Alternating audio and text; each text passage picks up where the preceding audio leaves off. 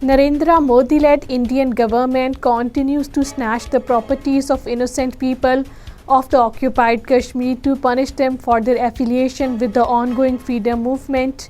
According to Kashmir Media Service, in its fresh move, the Modi regime has attached the properties of 5 Hurriyat activists in the Bandipora and Ganderbal districts. All parties Hurriyat Conference has said that the Indian troops are inflicting the worst atrocities on the unarmed people of the occupied Kashmir.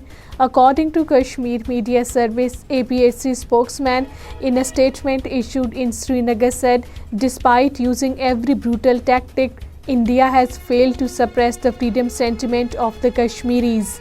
Senior leader of the All Parties Hurriyat Conference Azad Jammu and Kashmir chapter, Ghulam Mohammad Safi, has condemned the Narendra Modi-led Indian government for attaching and confiscating the properties of the people in the occupied Kashmir. According to Kashmir Media Service, Ghulam Mohammad Safi, in a statement issued in Islamabad, termed it a political vendetta on the part of the Modi regime.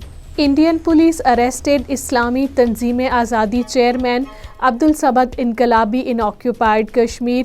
According to Kashmir Media Service, the party spokesman in a statement issued in Srinagar said that the police arrested Samad Inqalabi during a surprise raid at his house in the Bandipora district. President of occupied Kashmir chapter of the Indian National Congress, Waqar Rasoolwani, has said that the Bharatiya Janata Party's Indian government is punishing the Kashmiri people by depriving them of their democratic rights. According to Kashmir Media Service, Waqar Rasoolwani, addressing a meeting of the party workers in Srinagar, said the Congress will leave no stone unturned to highlight and ensure the redressal of the people's suffering.